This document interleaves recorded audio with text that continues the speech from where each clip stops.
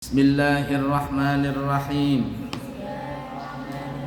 Qala al-muallifu al-syekh Tajuddin Nu'man ibnu Ibrahim ibnu Khalid Az-Zarnuji fi kitabihi Ta'limul Muta'allim rahimahullahu ta'ala wa nafa'na bihi wa bi'ulumihi fid din wad dunya wal akhirah. Kita bahas judul yang baru. Waktu-waktu belajar ilmu. Qila waktu ta'allumi. Waqtu ta'allumi minal mahdi ilal lahdi dakhala Hasanu ibnu Ziyadin fit tafaqquhi wa huwa ibnu thamanina sanatan wa lam yabit alal firashi arba'ina sanatan fa'afta ba'da dhalika arba'ina sanatan wa afdalul awqati syarakhus syababi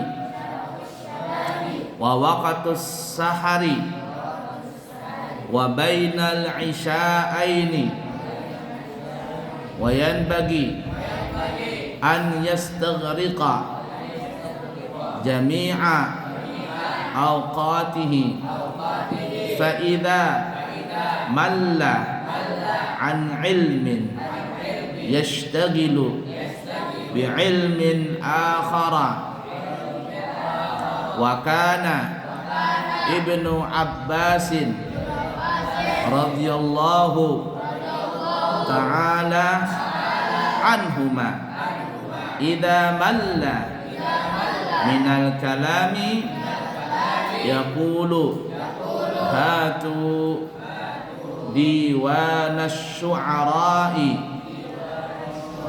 wa kana Muhammadu ibnul Hasani la yanamul laila wa kana yad'u indahu dafatira wa kana idza malla min naw'in yanzuru fi naw'in akhara wa kana yad'u indahu al-ma'a wa yuzilu naumahu bil ma'i. Ini yang Abuya lakukan nih. Perhatikan ini. Wa kana yaqulu an-naumu minal hararati fala budda min daf'ihi bil ma'il baridi bil ma'il baridi. Perhatikan ini, sesuai enggak Abuya ajarkan sama kamu nih? Praktek Abuya dengan kamu ini sama enggak dalam kitab ini? Perhatikan. Menuntut ilmu itu dari ayunan, masih kanak-kanak.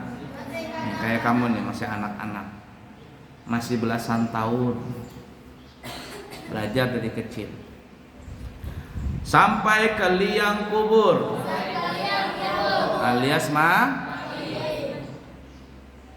yang diutamakan menuntut ilmu agama. Kalau bukan ilmu agama, maka apakah masuk di sini? Ya masuk juga, tapi tidak sesempurna ilmu agama.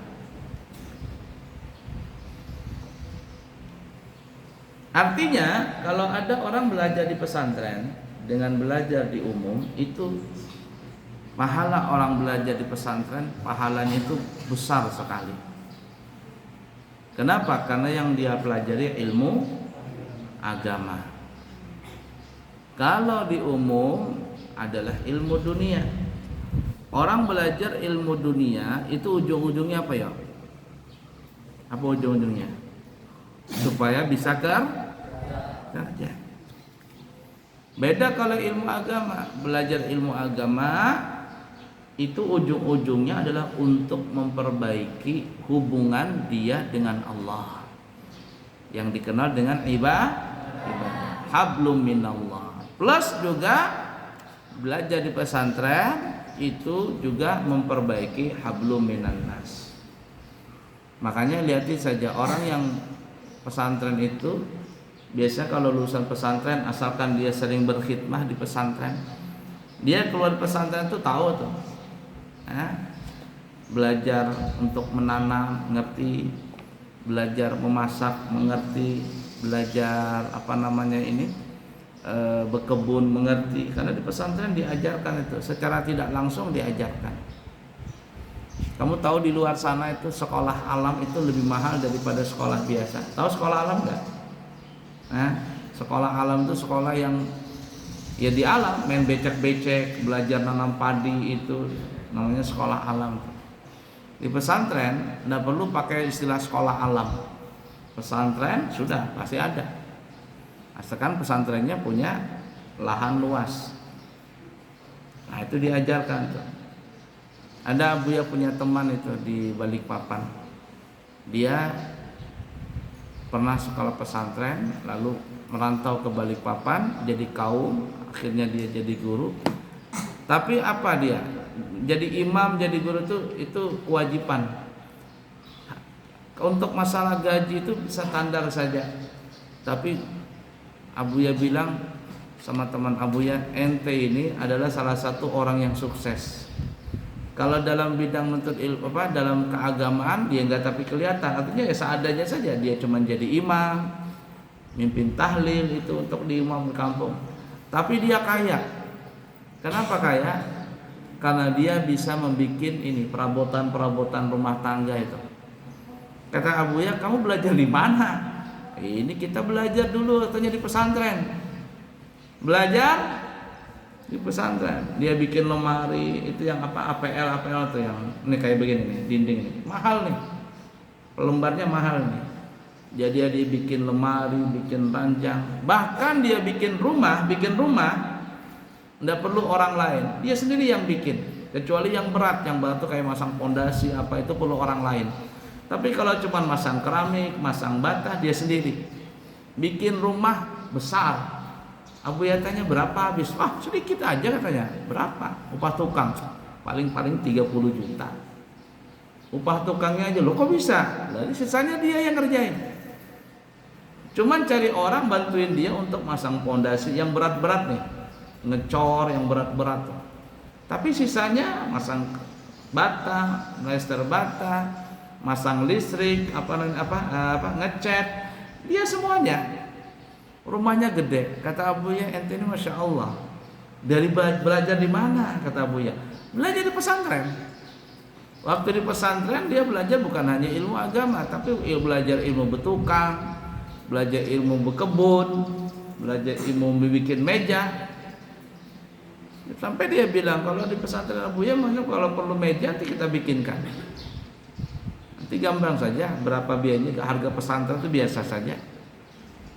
Bayangkan, ini ada orang sekolah di umum, dapat ijazah ini S1, S2, tidak sesuai nanti kerjaannya dengan kejuruannya. Kejuruannya umpamanya jadi pramugari, ujung-ujungnya tukang masak. Banyak nggak begitu? Banyak.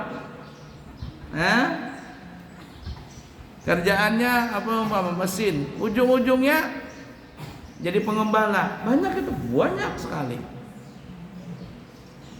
Tapi sekolah di pesantren, asalkan betul-betul saja, jangan pelangap-pelongok belajar di pesantren. Betul-betul belajar, waktu belajar, jangan tidur, jangan mengantuk, belajar. Saatnya selesai, ada waktu berkhidmah, ada kebun, nanam singkong, nanam lombok, melihara ikan, melihara ayam, sapi, tinggal melihara aja, ada lebah. Tinggal, Buya saya mau belajar nanam singkong, ayo. Buya saya mau belajar nanam lombok, Abuya tinggal belikan bibitnya, belajar di situ. Tanah kita luas, masih banyak tanah kosong. Tapi bagi orang yang mau berpikir, tapi orang yang tidak mau berpikir di masa mudanya ya begitu-gitu aja.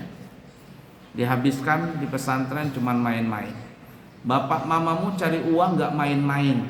Kamu di pesantren ngabisin uang bapakmu dengan cara main-main. Belajarnya main-main, kasihan. Bapakmu bekerja gak main-main cari uang. Kamu di sini main-main. Gimana itu? Apakah kira-kira termasuk anak durhaka atau tidak itu kira-kira? Na'udzubillahi min. Hasan bin Ziyad tetap belajar ketika berusia 80 tahun. 80 tahun tetap belajar. Kamu tahu Syekh Muhammad Arsyad Al-Banjari, Datuk Kelampayan, waktu ke Mekah berangkat umur 30 tahun. Ke Mekah nih, belajar ke Mekah 30 tahun. Berapa lama di Mekah? Kurang lebih 30 tahun atau lebih. Pulang ke Indonesia, ke Banjarmasin di umur 60 tahun. Berangkatnya umur 30, kembali ke tanah air umur 60 tahun. Kamu berapa umurmu? Masih belasan tahun. Lalu malas? Itu sesuatu yang sangat rugi. Tidur, mainan, waktu belajar mengantuk, ngabisin uang orang tua. Ini anak sangat tidak baik sekali. Sekali lagi, orang tuamu bekerja mencari uang dengan sungguh-sungguh. Kamu di sini tidak belajar dengan sungguh-sungguh, malah main-main. Itu sesuatu perbuatan anak yang tidak baik begitu. Nah, coba lihat ya, belajar masih kecil. Sampai mata, sampai kapan? Sampai mati, nggak ada putusnya orang menuntut ilmu. Seperti Hasan bin Ziyad ini belajarnya sudah 80 tahun tetap belajar. 80 tahun tetap belajar. Mamanya Ustazah Oki siapa namanya? Setiawan atau siapa namanya itu? Itu. Mamanya umur berapa sudah tuh? Baru selesai khatam Quran. Menghafal Quran di umur tua baru khatam Quran. Nah, boleh, semangat untuk menghafal Quran. Sudah tua. Lah kamu ini masih belasan tahun. 2 tahun, 3 tahun, belum apa-apa lagi di pesantren, nggak bisa ngapal apa-apa. Ini sungguh terlalu, nggak bisa ngapa-ngapain begitu. Coba kamu pikirkan, kamu renungi diri kamu ini. Kamu liatin bapak mamamu tuh cari uang. Dia kepingin kamu jadi orang yang berilmu agama tinggi. Kenapa? Karena kalau kamu berilmu agama yang tinggi, mereka lebih bangga 1000 kali persen daripada kamu nanti di luar umpama jadi ini jadi itu. Kenapa? Karena kalau bapakmu meninggal, mamamu meninggal, kamu bacakan Quran, kamu mengajarkan kebaikan, dia dapat. Tapi kalau cuman ilmu yang dunia, orang tuamu ya begitu-gitu aja. Meninggal orang tuamu, apakah ilmu dunia itu disampaikan ke akhirat? Nah itu tuh. Bangganya orang tua tuh lebih. Dulu Abuya nih masa kecil ya. Maksudnya pas Abuya pulang dari Hadramaut pulang nih. Abuya pakai bolang di depan mamanya Abuya. Mamanya Abuya itu berkaca-kaca matanya. Apa dia bilang mamanya Abuya? Kata mamanya Abuya, dulu kata mama Abuya, dulu aku ini cuman melihat guru Sarwani yang pakai bolang. Karena dulu waktu di Pasar Baru Abuya Sarwani itu satu RT dengan Abuya. Jadi Abuya Sarwani itu dekatan rumahnya dengan Abuya di Pasar Baru. Satu RT 14. Kata mamanya Abuya, dulu aku cuman bisa ngelihat Abuya Sarwani pakai bolang. Ternyata sekarang anakku yang memakai bolang di depan mama. Artinya apa? Bangganya luar biasa. Berkaca-kaca mamanya Abuya. Apa itu? Saking bangganya dia punya anak begitu. Nggak nyangka kok bisa seperti itu. Karena Abuya bukan orang kaya. Enggak, kalau ibarat hitung-hitungan nggak bisa berangkat, nggak bisa ke sana kemana, nggak punya apa-apa. Coba lihat bangganya orang tua itu. Nanti kamu yang lulus itu, kalau kamu pindah sekolah, betul-betul kamu belajar. Jangan kamu kecewakan orang tua. Ini nanti belajar masuk ini masuk itu, ujung-ujungnya ngerokok, main trek-trekan, begadang. Ya Allah, sakitnya hati orang tua itu.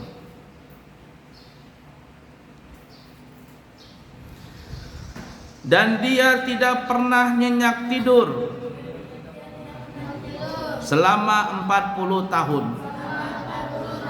Jadi Hasan bin Zaid ini umur 80 belajar, tetap belajar. Ada 40 tahun di masa belajar itu tidak bisa tidur nyenyak. Kenapa? Selalu belajar. Belajar. Orang belajar itu tidak bisa tidur nyenyak. Dikit-dikit bangun, belajar, dikit-dikit ibadah, salat. Begitu orang nuntut ilmu. Sama juga abunya begitu juga, masih kecil. Setelah itu dia berfatwa selama 40 tahun. Jadi 80 tahun, 40 tahun dia belajar, 40 tahunnya dia jadi komisi fatwa. Masa muda harus digunakan untuk menuntut ilmu sebaik-baiknya. Adapun waktu belajar yang paling baik ialah menjelang waktu subuh. Menjelang waktu subuh, waktu Sabtu jam 4. Kalau kamu menghafal di situ paling bagus.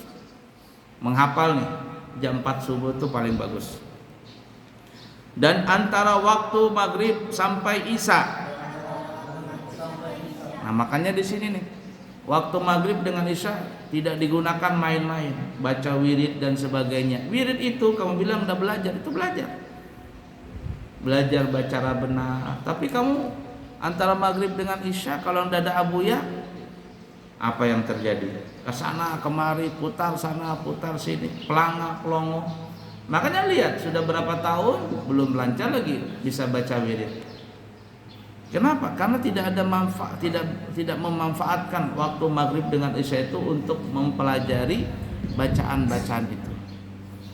Itu yang paling baik nih, kata Syekh Zarnuzi, sebelum subuh jam 4-an dan antara maghrib dengan isya itu paling baik waktu belajar.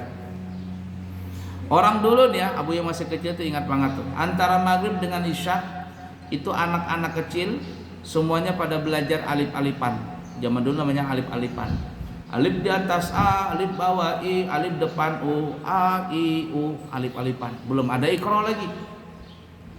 Alifan, kalau orang kita nyebutnya alif-alifan. Kalau di Jakarta namanya ba'dadiyah.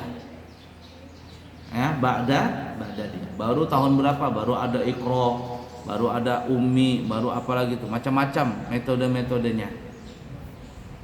Metode belajar membaca Kalau antara maghrib dengan isya kamu lihat itu zaman dulu tuh, masya Allah, musola penuh, langgar penuh, rumah-rumah pengajian itu penuh maghrib dengan isya tuh, anak-anak belajar di sholat maghrib itu.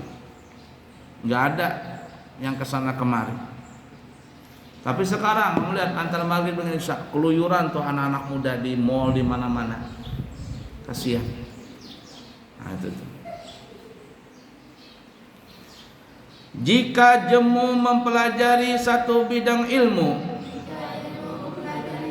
nah itu kayak kamu nih, bosan nih. Biasa masa waktu itu ada bosan, aduh kok capek banget ya. Jemu rasanya, sumpek. Abu ya waktu di Hadramaut begitu juga, pernah sumpek, ya Allah sumpeknya ini. Belajar ini nggak masuk, saking sumpek nih. Belajar baca hafal kitab ini nggak masuk dah. Sumpek. Datang Abu Ya ke tempatnya abahnya Habib Abu Bakar. Ya. Kata Abu Ya, "Ya Habib, bagaimana tasbih? Tolong ana dibersihin." Dipegang dadanya. Sudah selesai. Habis itu semangat lagi. Kalau berat, pusing banget nih, sumpek banget. Biasanya hari Jumat Abu Ya jalan pergi ke Pak Habib Abdullah bin Syihab Ainut Tarim. Datang ke situ, "Habib, bagaimana tasbih? Tolong saya dibersihkan."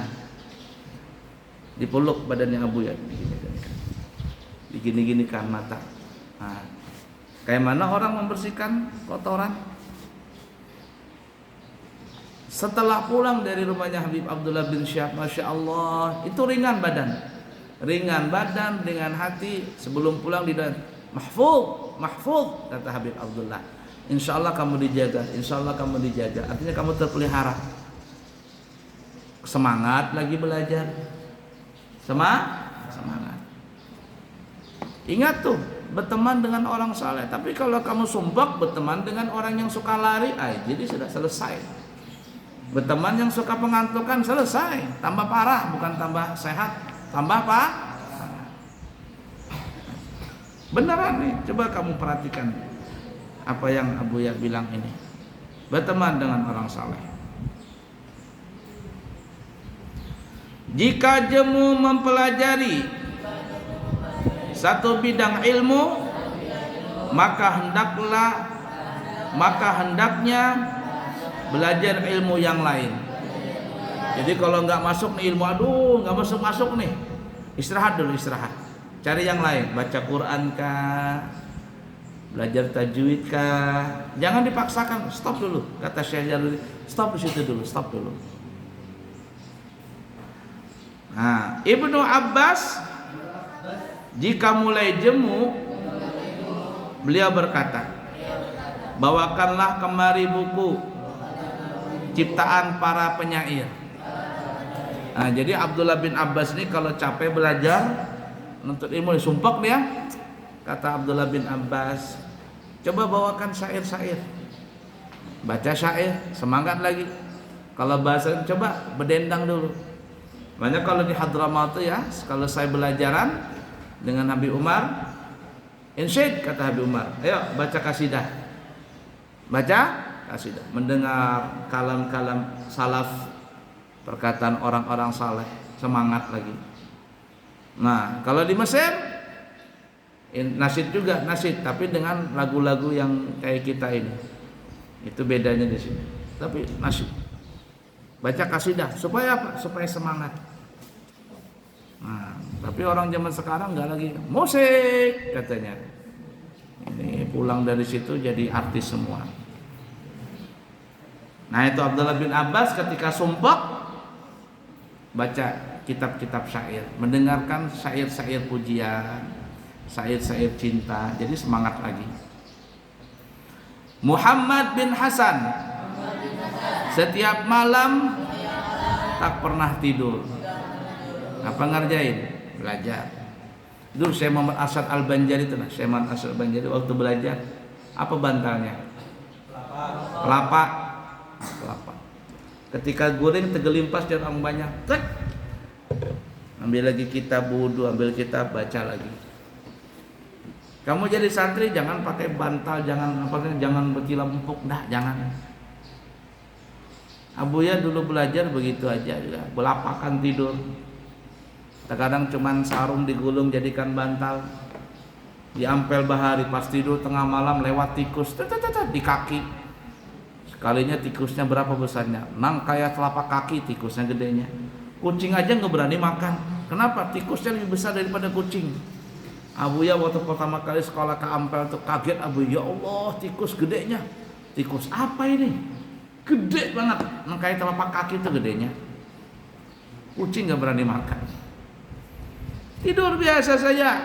Nanti kalau kamu sudah jadi ustadz, jadi kiai, baru pakai tidur yang spring bed, nggak apa-apa. Kalau waktu sekarang jangan, santai saja tidur itu. Tapi jangan juga terlalu santai. Di jalanan tidur sembarangan, wah itu parah itu. Itu namanya bukan santai, itu jorok namanya. Di jalanan tidur, wah itu salah lagi. Keterlaluan namanya. Coba lihat Muhammad bin Hasan tidurnya tidak pernah tidur malam. Di sampingnya disediakan beberapa buku kitab bahasa kita. Syekh Muhammad Asad Al-Banjari tidur pakai buah kelapa, tegelimpas, wudu, bangun, baca kitab. Ngantuk lagi, tidur lagi.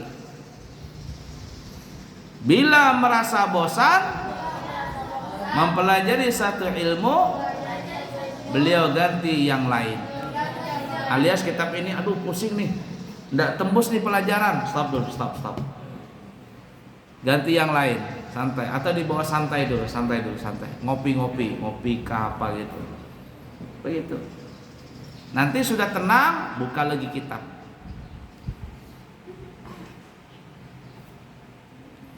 Jangan putus asa, aku udah bisa pusing, sudah tinggalin aja. Kitabnya hilang, ilmunya hilang, orangnya juga hilang. Ya, apa?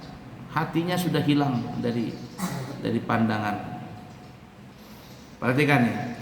Beliau selalu menyediakan air di hadapannya. Perhatikan nih. Jika merasa ngantuk, air itu diminum untuk mengusir rasa kantuknya. Minum.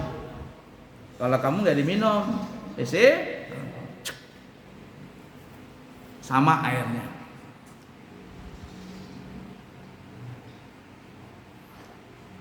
Di sini sebenarnya nggak ada diminum ya, menghilangkan rasa ngantuk dengan air tadi.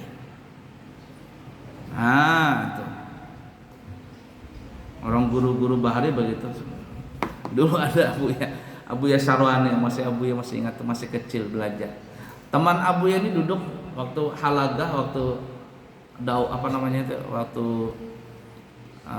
belajaran, ada santri pengantuk bilang. Santri itu memang nakal, sudah nakal, ngantukan lagi. Pokoknya lengkap lah sudah semuanya. Nakal, pengantukan, orang yang nggak pintar-pintar. Mulia Abuya Sarwani ambilkan air ke mulut, dibacain Abuya Sarwani, buah, disambung, langsung kaget dia, hilang jinnya. Abuya Sarwani itu hebat menghilangkan jin dulu. Dulu ada teman Abuya tuh, Abuya nggak sebutin namanya, kesurupan dia. Waktu itu dia di kamar menghadap ke dinding sana. Ini pintu kamar sini. Jadi waktu itu Abuya Sarwani masuk ke pintu, nggak bilang-bilang, buka pintu, terak begitu, assalamualaikum. Kan Abuya Sarwani suaranya gede, assalamualaikum.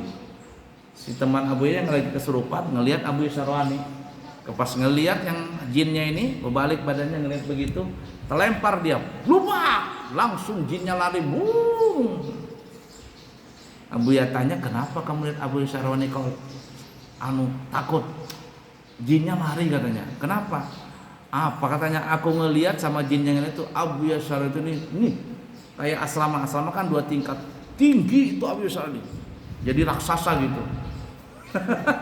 Jinnya lari. Habis itu kata Abuya Sarwani, gundul, gundul. Digundul. Masih kesurupan. Abuya Sarwani itu belum tinggal di Al-Banjar, masih di Pasar Baru. Waktu kita baca burdah itu ya, sama teman-teman baca burdah. Dia kelahi sama jin. Kayak paling sicin juga. Kelahi di depan ini, di depan orang baca burdah. Abuya nonton kayak orang film silat begitu. Kelahi sama jinnya dia. Itu jin gitu. Kata Abuya Sarwani, sudah ini guru-gurunya ngelapor nggak sembuh-sembuh. Guru Juhri itu ngelapor nggak sembuh-sembuh Abuya. Kata Abuya, bawa ke Pasar Baru. Dibawa sama Abuya Sarwani ke orang ini Pasar Baru. Dimasukkan Islam tuh jinnya. Siapa namanya? Namanya dimasuk Islam, Jin Ali namanya. Jin Ali. Tapi karena memang anaknya juga si nakal banget tuh anak, memang pantas saja kesurupan. Habis selesai diislamkan jinnya, dah lama berhenti dia anaknya. Nakal memang. Dia nakal, jinnya dirasukin. Masuk Islam jinnya, diganti sama Abuya Sarwani, jin namanya Ali katanya. Abuya Sarwani zaman dulu. Nah, sediakan air tuh. Jadi nggak salah tuh, temanu cerat. Nah di sini udah ada minum, cuman di tulisannya terjemahannya minum, padahal nggak ada minum. Beliau berkata, kantuk itu timbul dari panas, maka harus ditolak dengan air dingin. Nah, jadi ngantuk itu panas dari dalam naik ke atas, ngantuk dia. hilangkan kantuk tadi dengan semprot. Nih, Abu ini serius dia air nih. Cuman terkadang yang disemprot nggak bangun-bangun. Kenapa? Airnya nggak dingin. Coba dingin kayak es. Wallahu a'lam bishawab. Sallallahu alaihi wasallam Muhammad wa ala alihi wasallam. Alhamdulillah rabbil alamin.